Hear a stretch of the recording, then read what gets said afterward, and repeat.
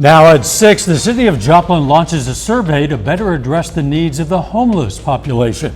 Plus, Vision Carthage celebrates a milestone as it wraps up its project to beautify downtown.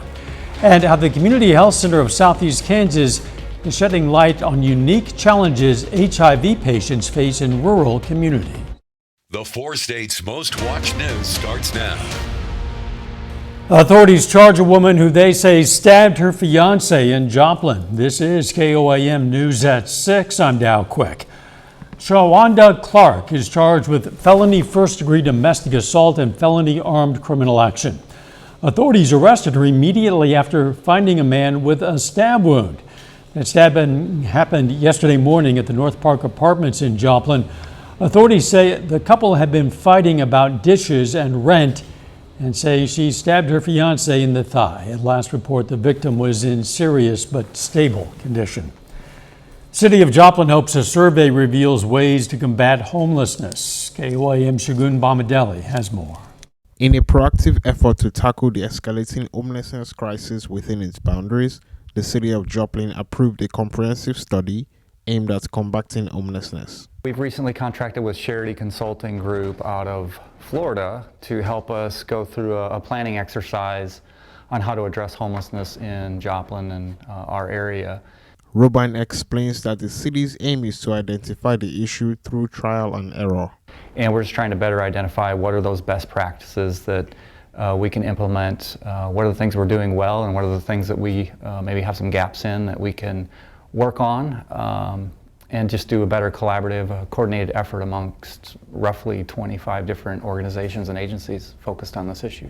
At the end of the study, the city hopes to have an actionable plan that would provide resources for the homeless, but some disagree. But the more stuff that we keep giving to try to bridge the gap of equity, it actually traps people in dependency rather than empowering them to leave their situation of homelessness or poverty.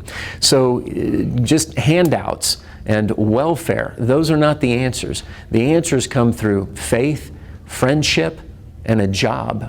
Both men say it is not only Joplin seeing an increase in the homeless population. Homelessness has become a growing issue nationwide, and of course Joplin has seen some of that as well. But it's not just in Joplin. We're talking nationally. We've seen about a 25% increase in unsheltered homelessness. In Joplin, Shagun Bomadelli, KOAM News. The study is estimated to be an 8 to 9 month process. It's expected to cost $92,000. A Carthage organization today is celebrating the completion of a project to beautify downtown. Vision Carthage has been working on its facade improvement project for a couple of years. And today they hosted a celebration for people to check out the new facade renovations to several downtown businesses. So for downtown Carthage and the local community, we're super excited to be able to support property owners and business owners as well in creating a more vibrant downtown. The renovations were funded through donations from local businesses and residents. The Carthage Salvation Army has a new social service center, and today they celebrated with a ribbon cutting. The new center comes after the merger of the Joplin and Carthage congregations. So they felt the Carthage Salvation Army needed more space to expand social service programs. In addition to the ribbon cutting, there were tours, food, carnival games, and a silent auction. This will house our social services, a food pantry, does have a ministry area as well, so we can continue our activities, and plus we are going to be increasing our activities that we have done in the past to offer more things for the Carthage people. The new center is at 2307 Missouri Avenue in Carthage. Clouds out there. Let's check in with Chief Meteorologist Doug Heddy. Yeah, we also have some scattered thunderstorms as well, especially on the Missouri side. And these are going to be sticking around the next couple hours, and then they will start to wind down. And then we look pretty good for the rest of the night. But look at this cluster on the north side of the Joplin Metro, Lamar over toward Greenfield, Mount Vernon. Let's go ahead and zoom in a little bit closer. And you can see from Carl Junction, Webb City, Oronogo over toward Carthage. Moderate to strong storms, below severe, but still some very heavy amounts of rain. Quite a bit of thunder and lightning. You can actually see this little boundary right here, and that's what's firing these off. But again, here in about 2 hours, most of us are going to be dry, and we look pretty good for the rest of the night. We do need to watch tomorrow.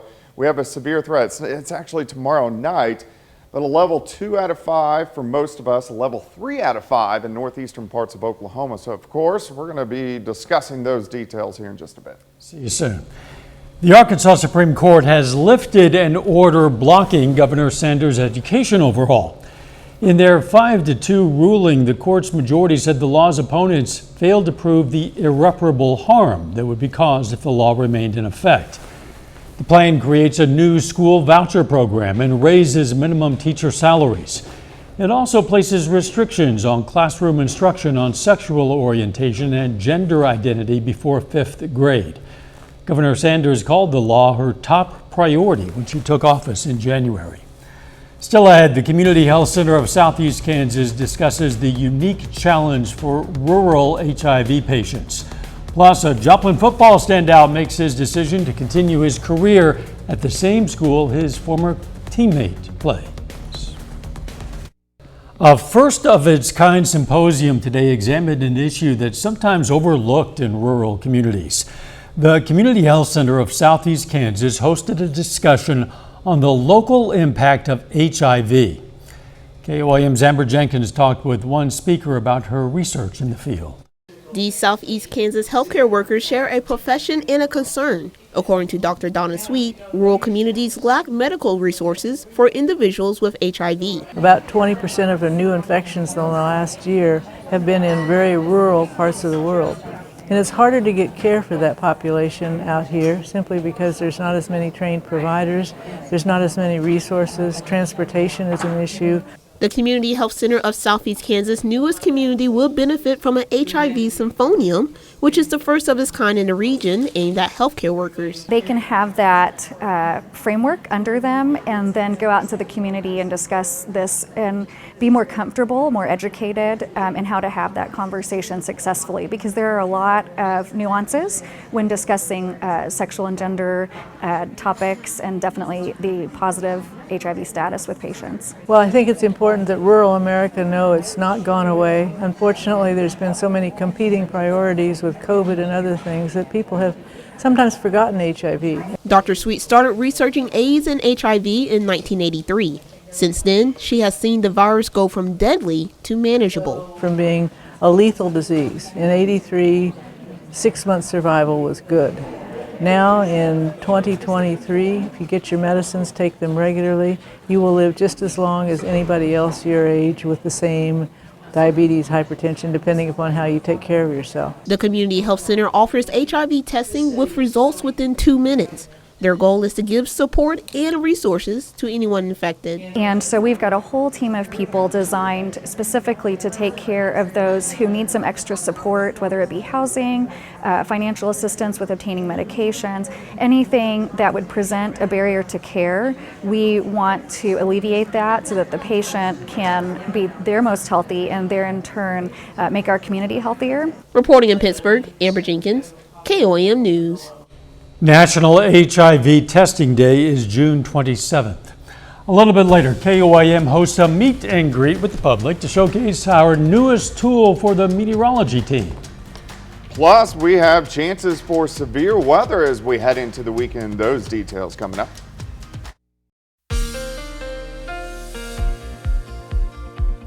Well, it turned out to be a warm one for us today, and we've had some scattered afternoon and evening thunderstorms, and we do have them out there right now. These are going to stick around the next couple hours, and then they will dissipate once we get towards sunset. But you can see these guys right across mainly southwestern Missouri. Had a cluster on the Kansas side, but those have all fallen apart. But watch this. See this little line right here that pushes to the west? That's called an outflow boundary. It's that cold air that rushes out from those storms. But also what happens is additional storms like to pop up on those boundaries. So these guys in Jasper County pop up as that boundary pushes through. Let's go ahead, zoom in. Joplin proper is dry, but Carl Junction, thunderstorms along 96, Webb City, Oronogo, over toward Carthage. And these are moderate to strong storms, a lot of thunder, a lot of lightning, and decent amounts of rain. Moderate storms once you get up from Jasper to Golden City and then over toward Greenwood or Greenfield. And then also a little cluster through Berry County, Cassville, one little tiny guy, southeastern parts of Newton County. So these are going to be out there the next couple hours, and then they will fall apart. Look at the rain dropping. So you have shower, another big pocket of rain. So this is kind of looking toward about the airport. So showers out there sitting at 84 degrees, and our temperatures are going to be dropping back through the 70s, 60s. So we're going to go all the way to the morning. We're going to stop sitting at about 63, 64 degrees. Tomorrow's going to be dry. It's also going to be hot, mid-80s by noon. Once we get into the afternoon, I'm thinking most of us are going to be 90 to about 92 degrees. Now, it's tomorrow night. We've got to keep our eyes on. As we go through the evening, thunderstorms pop up mainly north of us. We're going to be watching what is going on out toward the west. A big band of showers and thunderstorms drive in. Should get into our western counties 10, 11, 12. So it's going to be a late night event and then work through. Very loud night. We do have the severe potential, main threat, hail and wind. Also some heavy amounts of rain. Here's about 1, 2 o'clock in the morning, continuing to drive through heavy amounts of rain.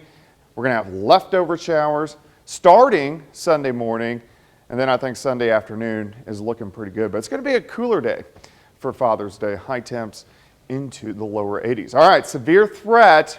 Let's zoom in. In the yellow, most of us a level 2 out of 5.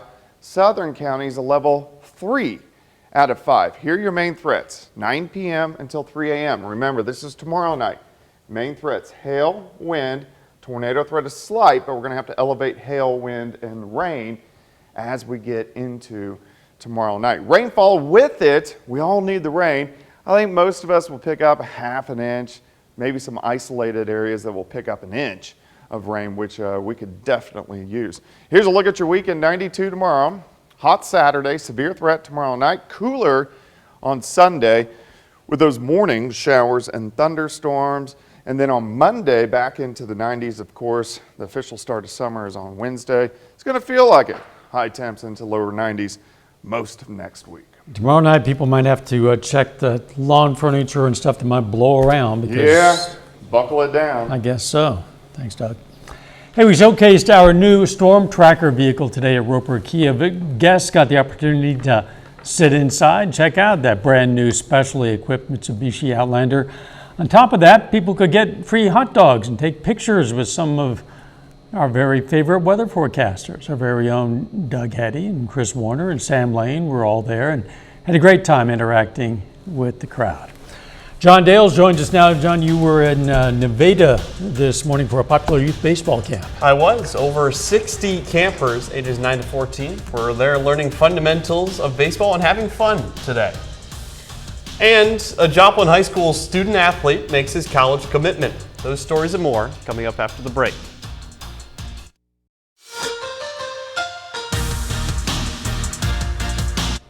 Hey, welcome into sports. I'm John Dales. The Nevada Griffins are one of the Mink League's oldest franchises. They've been around for 38 years. And today is a good example that the relationship between the team and those nearby is as strong as ever.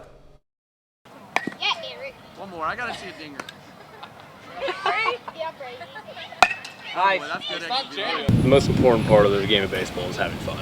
And having fun is exactly what the Nevada Griffins and about 60 kids from the Nevada community are doing at Friday's youth baseball camp. Oh, I definitely look forward to it. I want to make sure, like I said, it's always about having fun, learning new skill sets, and the kids are great. The kids are always great to work with. You get some funny ones, you get some more mature ones, as they get older, but that the whole purpose is having fun. I can't wait for the next one. This opportunity to connect with the local community forms a bond between the citizens of Nevada and many of the players that are only in the area for the summer. They get to know the kids a little bit, and then it also is good for the relationship in the community because all the parents come out there and see that the kids, these guys do care about the community as well. They're not just here to play baseball and then leave.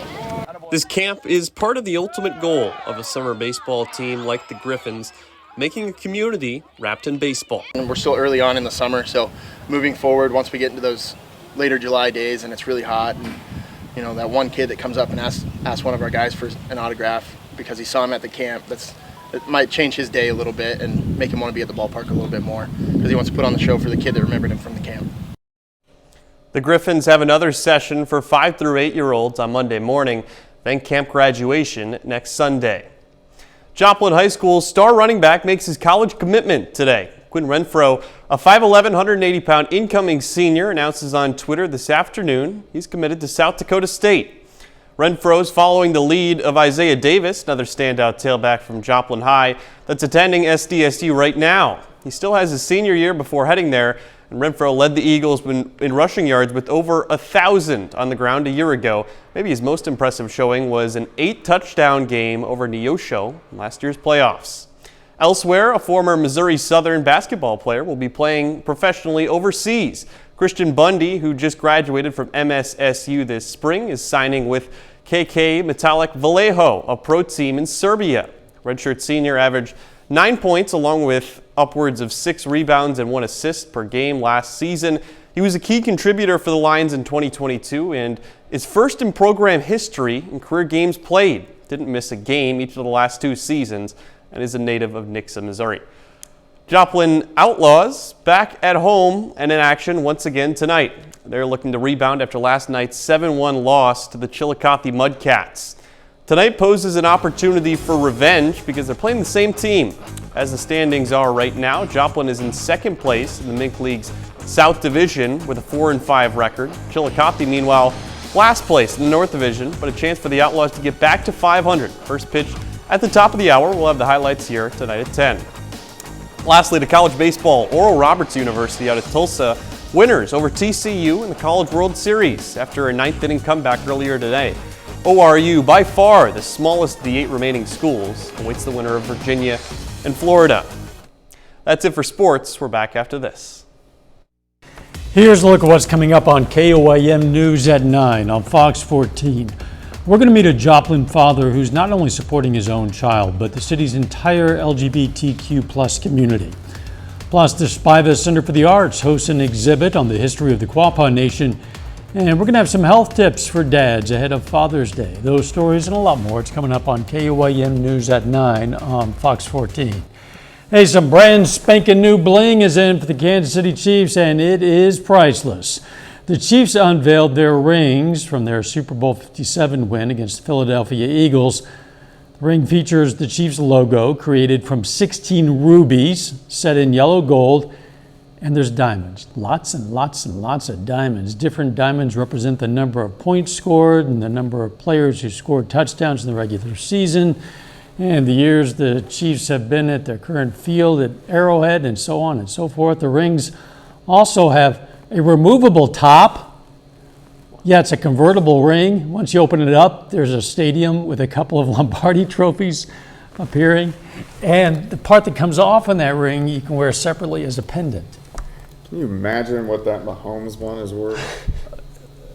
I cannot imagine that he needs the money and that he would sell it. Yeah. I don't think it's a Swiss Army knife, though. He'd be nice. You'd think there'd be at least a bottle opener with it. Something. A lighter in there, something. Yeah. Okay, all right. The weather. We're going to be tracking some isolated storms over the next few hours and then a severe threat tomorrow night. Final sports notes. Outlaws back in action, so are the Royals and Cardinals. They're all due for a win. I feel good one of them will at least get one. Yeah, let's hope. Sure.